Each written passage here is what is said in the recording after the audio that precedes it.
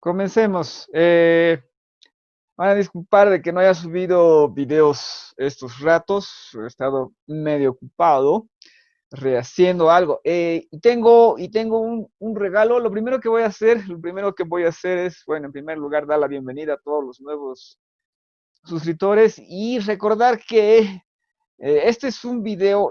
Intento no tocar los mismos temas, por lo tanto, aquellos que no han visto los anteriores, vean los videos que podrían interesarles y si quiere escuchar, digamos, no sé, unos 2 3 minutos a 1.5 de velocidad, porque los datos son importantes, o sea, son distintos a los que vemos cada vez, o sea, he intentado no repetirme, lo cual no quiere decir de que no toque el tema desde otro punto de vista y el tema sea, por lo tanto, muy similar en muchos casos. Ya saben que en el fondo del fondo solo hay un tema, solo hay una crisis, que es la crisis del límite, ¿no? Entonces, hoy comienzo haciéndome algo de propaganda de un trabajo que es para que la gente se divierta. Entonces, vean esto es ochentazo, es una lista de películas de los años 80. Por si acaso cometí el error de utilizar el anglicismo de ochentas en vez de solamente década de los 80 y ese tipo de cosas. Lamento el anglicismo, pero esta es una lista de películas que, no sé, ojalá podrían alguna que otra gustarles, alguna que otra interesarles. Y entonces, digamos, ustedes van y las ven y disfrutan y están dentro de esta bendita cuarentena que se extiende dentro de todos los benditos problemas que tenemos. Están ahí una hora y media de poder descansar y disfrutar de estas bastante viejas películas. Es algo que nunca tuve la oportunidad de hablar de las películas de mi infancia. Me di cuenta de eso a medida que estaba haciendo la lista. ¿Ah? Tuve unos problemas técnicos en uno de los archivos, se sobreescribió, no sobreescribí porque se colgó la máquina. Entonces, algo que debía haberme tomado, o sea, algo que ya estaba terminado, tuve que rehacer. Tomó una semana más porque no tengo mucho tiempo para hacerlo y después había que cambiar el nombre a los archivos y no quería guardar el PDF, pero está ahí la lista, espero que la disfrute alguien. Voy a poner los enlaces en algo divertido, voy a poner los enlaces abajo. Bueno, por favor, difundan, porque es ese tipo de cosas que tú la haces para que alguien lo difunda y alguien lo disfrute. Eso es literalmente. Yo lo hice porque yo he disfrutado de esas películas y dije, esto es como tener una conversación con los amigos. Ya saben que ahora tenemos problemas hasta con eso. Entonces es como tener una conversación con los amigos y recordar las películas que nos gustaron. Entonces, entonces lo hice para que viva y para que se comparta. Ahora, ¿cuál es el tema? ¿Cuál es el tema, el bendito tema de hoy? Bueno, es ir a la playa. Es ir a la playa en 1989, porque el 89 como fecha es dramático. El 9 es dramático y lastimosamente lo hemos vuelto más dramático que el 10. Y es por eso que la gente, ¿cómo se llama? La gente celebra el cambio de década un año antes. Dios mío, en esas estamos, porque el asunto es bien fácil, mira. ¿Sabes cuántos dedos hay en esta mano? Cinco, no cuatro porque sean cinco, no es cero, uno, dos, tres, cuatro, porque son cinco, son cinco porque son cinco, uno, dos, tres, cuatro, cinco. Y por lo tanto, la década, ¿cuándo acaba? Comienza con tu manito y vas a ver que todo lo demás es igualito, incluso para el cambio de millón. Bueno, entonces vayamos a la playa de 1989. ¿Y por qué vayamos a la playa de 1989? Porque acaso este video probablemente sea de dos partes, porque tengo que decir todo lo que tengo que decir y hay que decir todo lo que se tiene que decir. Ah, bueno, ¿por qué 1989? Porque el número es dramático, pero porque hay una canción, porque hay una canción que se llama Vamos a la playa. Es de un grupo llamado Rigueira. La canción no podría ser más banal, pero en medio de esa banalidad de la canción que dice vamos a la playa, no voy a intentar imitar el sonido porque te molestan por eso, ¿ah? Por si acaso. Pero vamos a la playa, es vamos a la playa. Y en algún momento dice, vamos a la playa, la bomba estalló. Las radiaciones tuestan y matizan de azul. O sea, es la canción más banal del mundo, pero está hablando de algo terrible. O sea, está hablando, vamos a la playa, todos con sombrero. El viento radiactivo despeina los cabellos. No, vamos a la playa, ¿no? Vamos a la playa, al fin el mar es limpio. No más peces hediondos, sino agua fluorescente. Entonces aquí tenemos literalmente en esta letra, y yo les invito a escuchar esa canción banal. ¿Por qué? Porque vamos a la playa, la bomba estalló, o sea, es un tema hiperbólico monstruoso, es el superlativo del horror, es la guerra nuclear, es el fin del mundo, así que vamos a la playa, ¿no? Esa es la situación psicológica de los años 80. Tenemos tenemos varias siglas. ¿Y cuál es la sigla principal? O una sigla que se vuelve la realidad de los años 80. O sea, esa sigla es MAD, ¿no? Entonces esto es MAD. Ay, perdón. Paf. ¿Y qué quiere decir este MAD? Quiere decir lo que en español diríamos con D, D, M, A. Entonces, ¿qué cuernos es el bendito MAD? El MAD. El MAD es Mutually Assured Destruction. Destrucción mutua asegurada.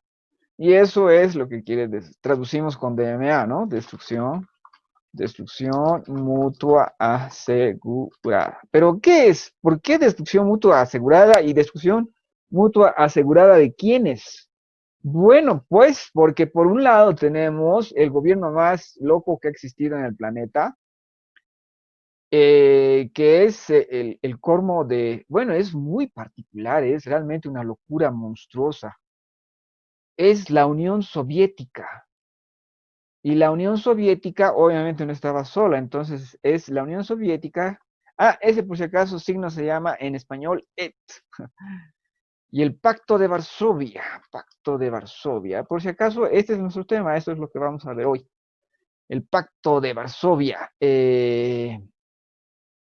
Y estos van por un lado y por el otro lado está Estados Unidos y la OTAN. O sea, la URSS, la Unión Soviética, de verdad creía que había una estructura de la historia y todo ese tipo de cosas.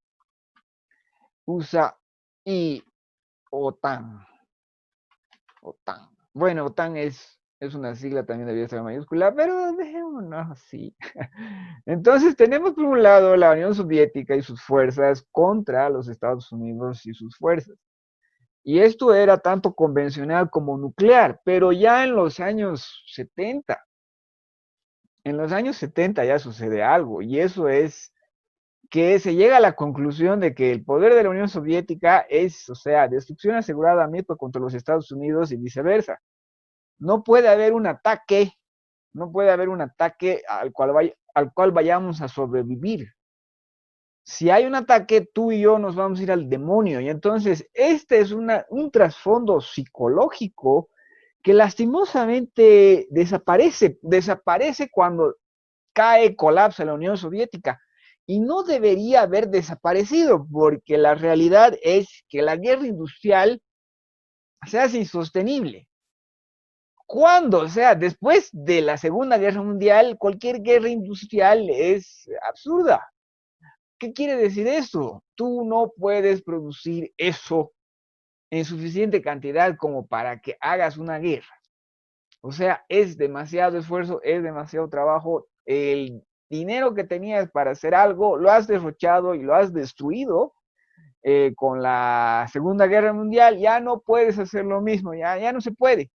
La complejidad del aparato, o tienes dos opciones ahí, o haces mucho de aparatos simples y tienes una producción loca de esos aparatos, que era la apuesta de la Unión Soviética en cierto momento, o tienes aparatos muy complejos que no puedes reemplazarlos. O sea, ¿qué es lo que sucede? En la guerra, pum, pum, pum, se rompe, se destruye. Imagínate lo que es una bala. Compras una bala, la utilizas y necesitas otra bala. O sea, esa es la lógica de la guerra. Y la lógica soviética era peor, porque los soviéticos aprendieron el arte de la guerra y el suyo era el más pragmático de todo tipo. Aprendieron el arte de la guerra con la Segunda Guerra Mundial, ¿no? Y por lo tanto tenían una apuesta de cantidad más que de calidad. Y eso tenemos, por ejemplo, la gran batalla de Kursk, que es una batalla de tanques y de armamento antitanque en una región soviética, ¿no? Entonces es una saliente. Vamos a dibujar, vamos a dibujar. Ya, entonces lo que tenemos en la batalla de Kursk, voy a borrar esto, lo que tenemos es una saliente. Los soviéticos han reconquistado este pedazo, ¿no? Entonces ahí hay, hay un pedazo que sobresale. Y aquí hay el pueblito de Kursk, ¿no? Y entonces todo el otro lado es fuerzas alemanas. Bueno, fuerzas nazis. Entonces los soviéticos veían el mapa y si hacemos la versión, o sea, a escala del mapa, era todo el frente, ¿no? Todo el frente así. Y ahí la salida, ¿no? La saliente del Kursk. Entonces, toda la información decía, ¿dónde van a atacar los nazis? Bueno, ¿dónde creen, digamos? Y esto era Kursk. Y entonces en esta batalla, bueno, los rusos tenían una línea, pongamos de nuevo otro color. Los rusos tenían una línea de defensa, dos líneas de defensa, tres líneas de defensa, creo que cinco líneas de defensa, ¿no? O sea, campos de minas, todo así, saliente, saliente, saliente. Y los nazis obviamente atacan esto con todo. Su equipo en el año 43 era muy superior. En el año de la batalla del Kursk, si no me equivoco, del 43, pero no importa. En ese año, el equipo el equipo alemán, que ataca por acá, ataca por acá, ataca por acá, ataca por acá. Ese equipo alemán era muy superior al soviético. Y los resultados, los números son muy elocuentes. O sea, cada tanque alemán, en el fondo del fondo, despachaba a 8 tanques rusos, 8 tanques soviéticos. Entonces, la apuesta soviética en esos momentos era cantidad. Tenían un tanque que tenía una calidad aceptable, el T-34. Entonces, eso era suficiente. El número, monstruoso. Entonces, esa idea la conservan cuando tienen que enfrentar la Guerra Fría. Y la gente no entiende muy bien o no recuerda o no tiene la voluntad de recordar qué cuernos era la Guerra Fría. Y entonces aquí yo les voy a compartir algo que todos ustedes tienen porque está en línea. Un momentito que me deje ver. Así, aquí está. Entonces, esto es, ¿no? Esta es la revista Soviet Military Power. Es la de 1989.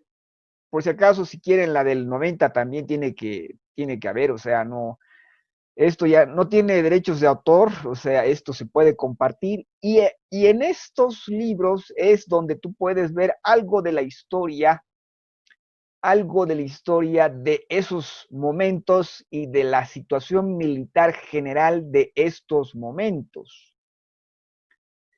Y eso va a ser hasta el 90. Por si acaso, en estos momentos ya por suerte ha habido un gran distensionamiento. ¿Eso qué quiere decir? Este líder, Mikhail Gorbachev, ya ha querido, ya ha tenido la voluntad de hablar con lo que se podría llamar Occidente, ¿no? Porque esto era Oriente-Occidente. Ya ha querido hablar con ellos y les ha dicho,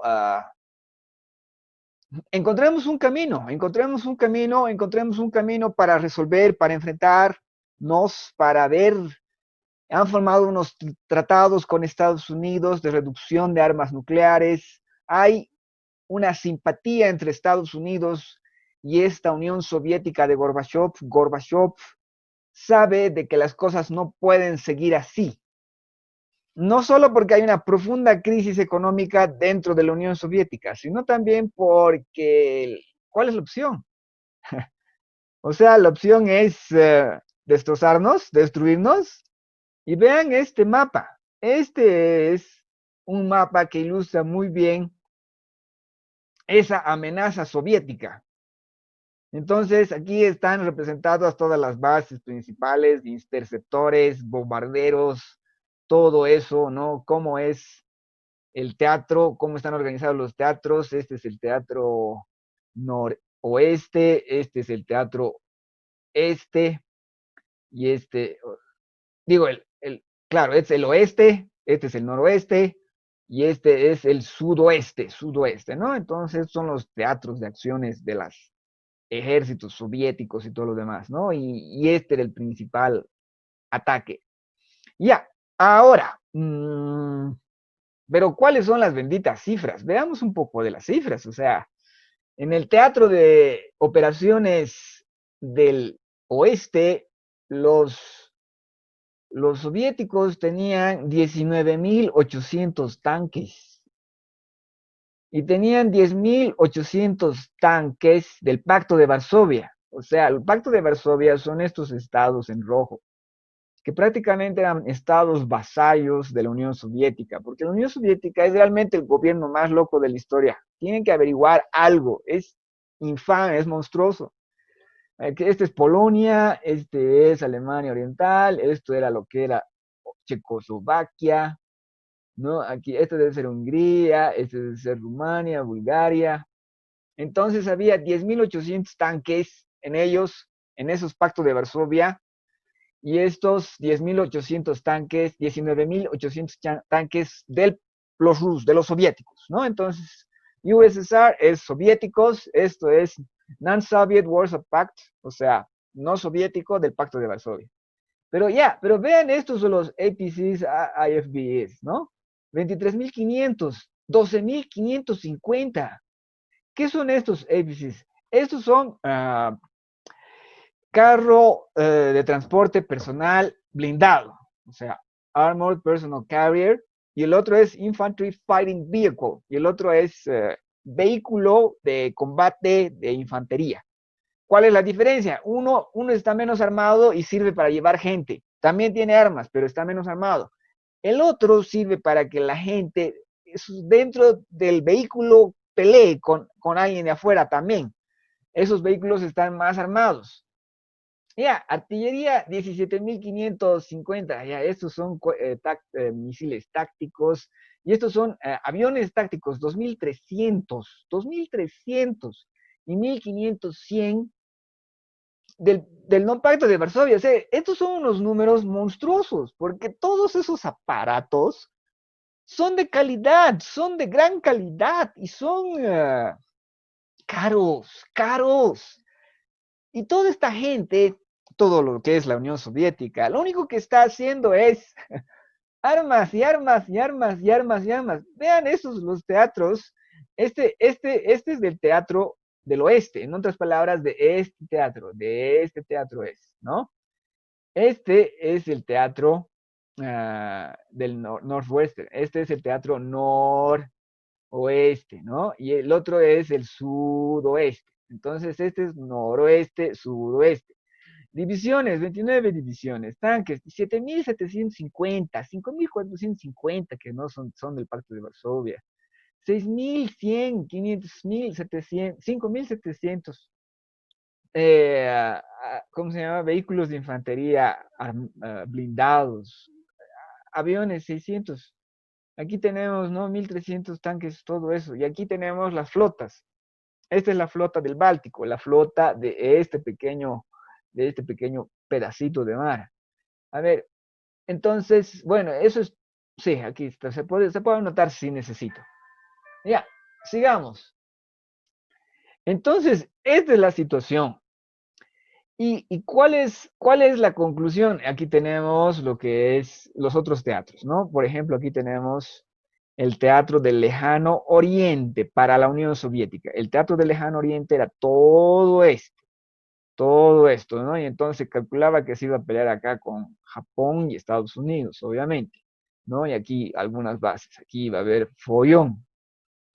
Ya, y entonces aquí tenemos, ¿no? La flotilla del Caspio, el Teatro de Operaciones del Oriente, Lejano Oriente, el del Sur, la flota del Océano Pacífico, en otras palabras, la flota que está por acá, y esta es la flota del norte, ¿no? Ya, ¿y cuál es el número general? La flota del norte, la flota del Báltico, digo, del Mar Negro. ¿Cuál es el asunto global? ¿Dónde tenemos? No, aquí todavía no tenemos, pero ¿cómo se llama? Hay una imagen donde se puede ver la proporción, de, ya, la proporción de tanques soviéticos versus de la OTAN y la proporción de, por lo tanto, también vehículos blindados. Y la proporción de tanque es 3-1. Y todo lo que es la estrategia y el conocimiento de la OTAN y todas esas cosas en cuestiones militares, sabe que no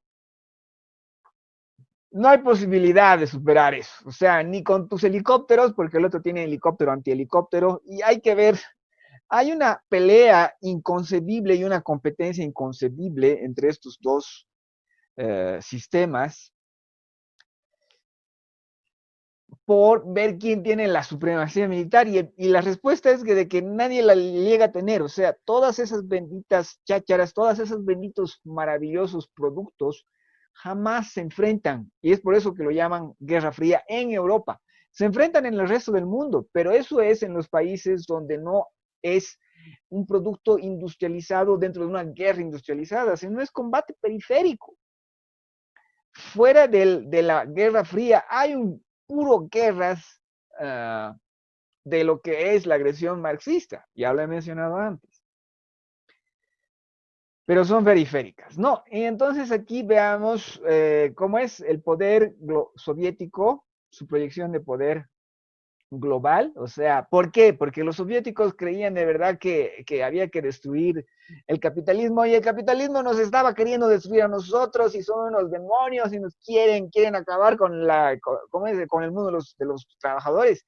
Por si acaso, todo eso es una hipocresía interna porque eran unas dictaduras brutales a las que no les importaba la opinión popular.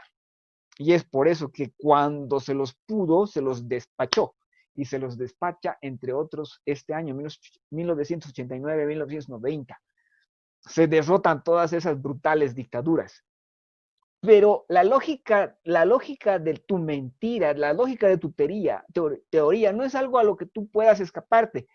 Si tú lo crees, en parte, ya te domina.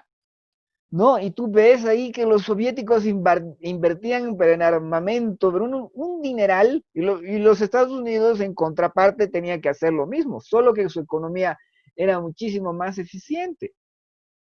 Ya, entonces aquí veamos proyección de su poder. Estos eran aliados poco o mucho confesos de la Unión Soviética, ¿no? Y aquí tú tenías Perú de que comenzó a amigarse con la Unión Soviética y obviamente sus satélites, ¿no? El Cuba, que sigue siendo una brutal dictadura al día de hoy, Nicaragua, que lastimosamente ha vuelto a caer en manos de los sandinistas, una tragedia.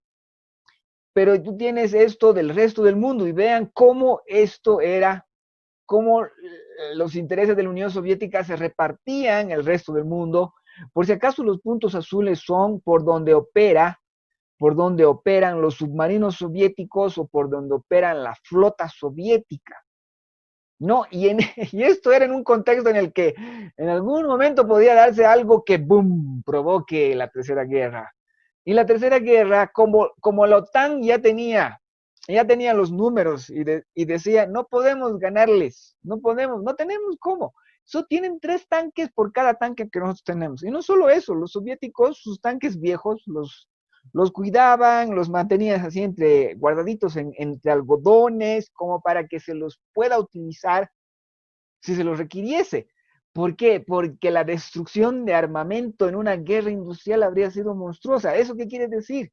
Tú tienes 10 tanques, si van y entran, ¿y cuántos tanques te quedan? Te quedan 5 y necesitas completar la unidad. Entonces, vengan 5 tanques más y no son de la misma calidad, porque no hay tiempo para fabricarlos. No hay tiempo y ni siquiera tal vez haya dinero. Y tú ves esta locura, tú ves, Dios mío, esta locura del mundo dividido de esa forma, y este es el mundo bipolar, y es el mundo que hemos olvidado. Ya. Y bueno, vamos a seguir hablando, porque tengo que completar hoy, el día de hoy, tengo que completar unos temas, o sea, estos temas. Ya. Entonces tenemos esto, el mundo dividido, cada uno se repartía sus áreas de interés, estas son las áreas en las que se vendía armamento de estos países y por lo tanto se vendía y se proponía influencia. Esto era más o menos una lógica de mercado, en otras palabras. Yo tengo poder acá y por lo tanto algo de mis productos les puedo vender, ¿no? Pero obviamente estas economías, las economías orientales, eran pues pésimas, pésimas, que no podían proponer ningún producto competitivo. Entonces, realmente era puro política. Y entonces aquí tenemos eso y aquí vemos más detalles sobre cuál era la naturaleza de los vínculos y todo lo demás. Por si acaso, una vez más, de este libro hay la versión de 1990. Se parece mucho, he visto. Está tan disponible en PDF como esto. Si no me equivoco, es el último libro, 1990, porque ya... Ah, no, debe haber del 91 también. Pero ya el 91 desaparece la Unión Soviética, pero las cosas cambian ya completamente. ¿No? Entonces, bueno, entonces esto es pues un trauma en lo que es la política mundial, el taradazo de Barack Obama, que es un imbécil ese tipo, yo la verdad no entiendo cómo puede alguien verle algo positivo a ese hombre. Bueno, el taradazo del Barack Obama hace unos años estaba diciendo, criticando a los republicanos de Estados Unidos que querían aproximarse a Rusia, ¿no? Porque hay que hacer las cosas diferente y tenemos que ser amigos. Y Barack Obama dice, pero ¿acaso los republicanos no eran todos sobre detener a Rusia? ¿De qué está hablando? ¿De qué está hablando? ¿De la Unión Soviética? La Unión Soviética desaparece en el 91. Rusia, con Putin, con todo lo que es otra cosa. Es algo completamente distinto, que hereda las armas nucleares de Rusia, ¿sí? Pero eso es otra cosa, o sea, no, la política tenía que ser de detener a la Unión Soviética y eso se hizo y se ganó, porque colapsó la Unión Soviética, no porque los Estados Unidos hubiese hecho algo bien. Y tú ves que el expresidente de Estados Unidos va a venir con ese tipo de idioteces, entonces tú puedes ver en sus palabras de que hay un trauma político, un gran trauma político que sigue teniendo consecuencias hoy en día. Yo tengo casi 45 años, tengo 44, y yo he vivido parte de la unión, de lo que es la Guerra Fría, parte. Y tú puedes ver que esa idea en los políticos que tienen que tener 5 años más, 10 años más, todavía está muy fuerte, todavía está muy presente. Y es interesante y mm, debería ser halagado que no lo tenga Trump. Debería ser, porque no es un criterio operativo. Estamos recordando la historia para poder, digamos, operativizarnos en nuestro tiempo.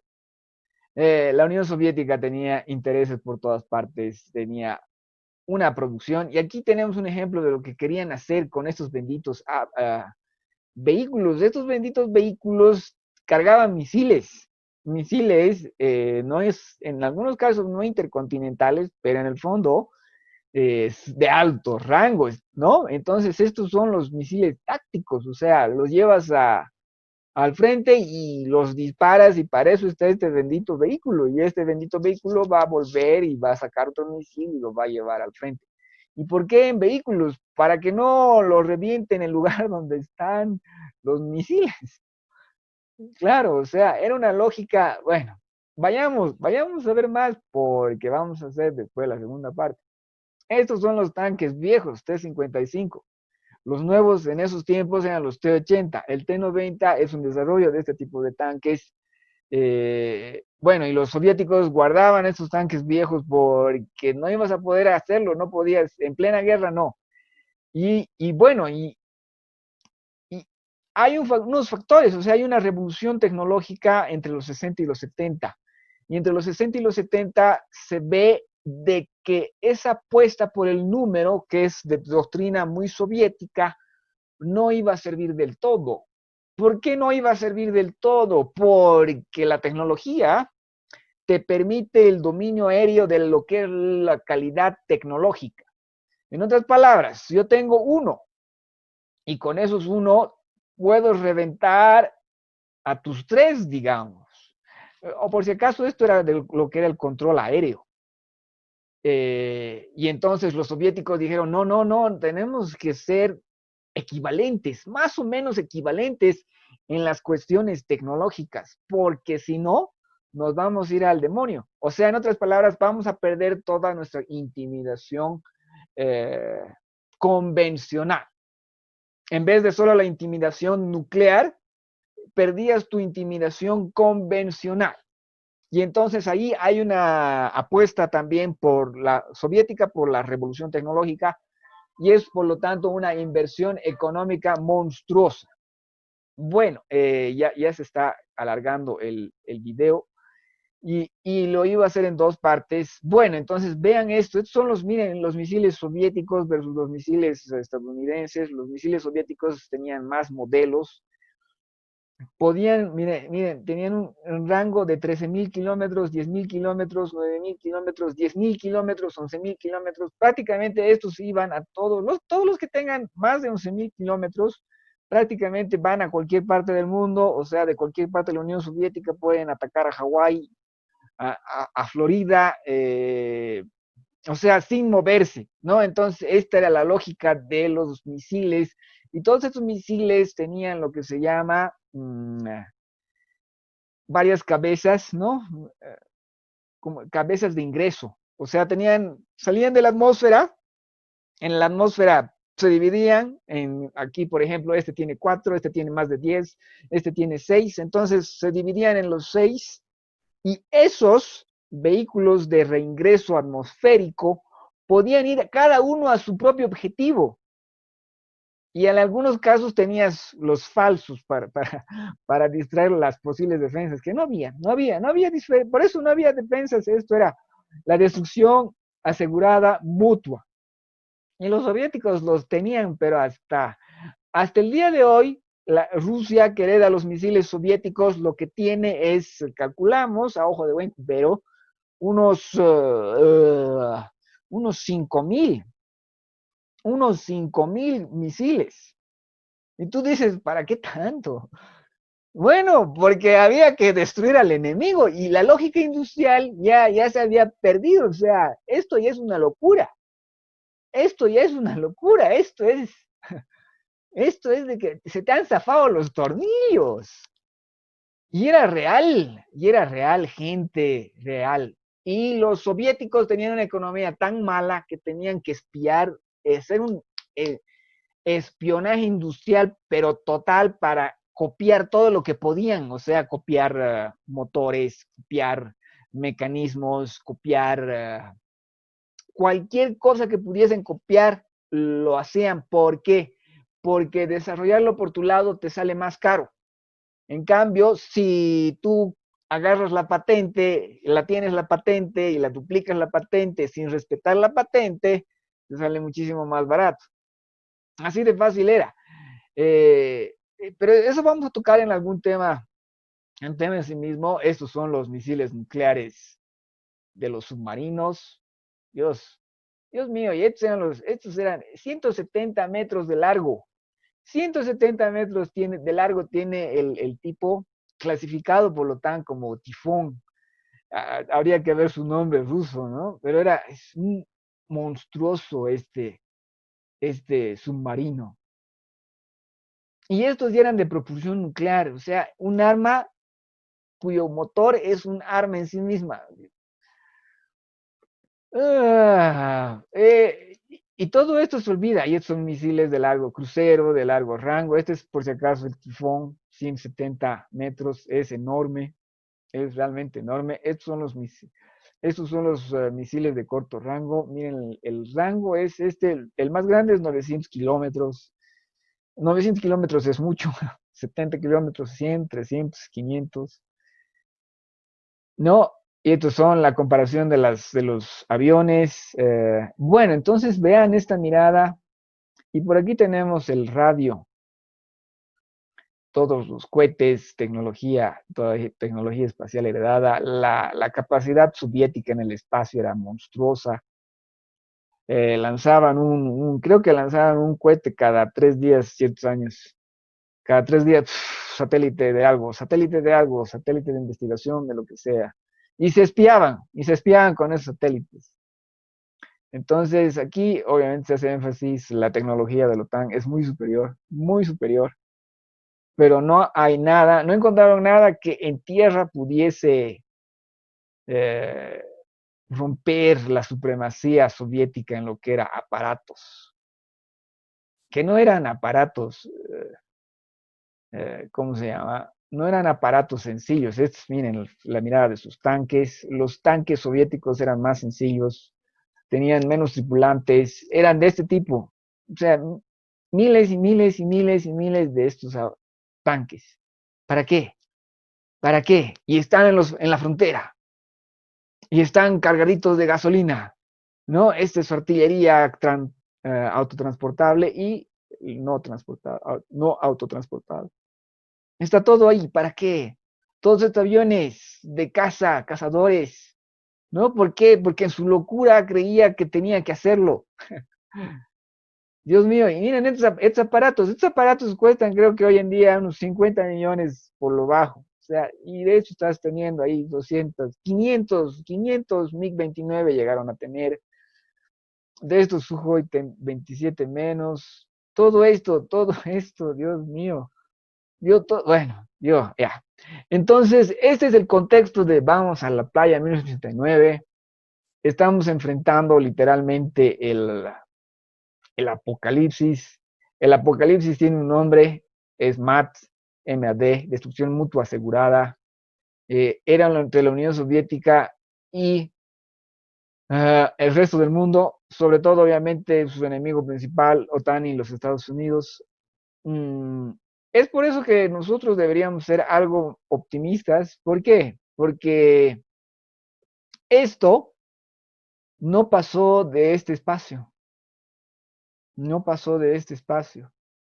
Eh, fue, hubo una solución no militar, hubo una solución humana, hay una destrucción de la estupidez soviética, hay. La Unión Soviética desaparece por su pésima economía, desaparece porque entró en quiebra al estar intentando competir militarmente con economías muchísimo más eficientes. Les voy a hacer una muestra, pero ¿cuál es el punto? El punto es de que fue una solución pacífica. Vean aquí estos mapas, ¿no? Donde se iba a pelear. Fulda Gaps. Todo el mundo sabía que era la Fulda Gaps, ¿no? El ingreso el ingreso Fulda. Ya. Entonces aquí está. Esta es la proporción. Oh, oh, oh. Sí, aquí, ¿dónde está? ¿Dónde está bueno, no importa. Lo que quería mostrarles, aquí está. Esta es la proporción. Ah, no, no, no. Esto es producción de misiles, Dios. Ay, bueno, todo eso analizaban, todo eso investigaban y aquí, bueno, veían de que los soviéticos tenían posibilidades de utilizar armas químicas y biológicas. Dios mío, Dios mío. Este es el número de proporción, ¿no? O sea, OTAN versus Pacto de Varsovia. Tanques, 1, 2.85, 1, 2.88. Aquí artillería, morteros y ya, esto, que es, no sé. Pero entonces 1 a 4, ¿no? artillería debe ser ligera, eh, militar, helicópteros, todo, la Unión Soviética tenía más y que no era tan bueno. Les voy a mostrar, estos eran los vehículos, este es un Infantry Fighting Vehicle, este es un vehículo de combate de infantería, este es el soviético, es el BMP, este es un tanque T-80, si no me equivoco, este es un tanque americano, por si acaso. Estos eran los benditos vehículos que iban a luchar, que tenían miles, y que tenían los vehículos, misiles antitanque, todo ese tipo de cosas. Una verdadera locura que por suerte acabó y acabó de forma pacífica. Lo acabamos este video aquí. Y luego voy a hacer otro más. Bueno, entonces, como siempre, muchísimas gracias por su atención. Bájense el ochetazo. Yo creo que les va a divertir. Poco o mucho van a encontrar algo que les va a hacer recuerdo de algo positivo para recordar y entretenerse. La Guerra Fría tuvo una solución pacífica, por más que la solución pacífica incluyó el colapso total de la otra fuerza, la fuerza que estaba loca de remate. Y con eso lo acabamos hoy.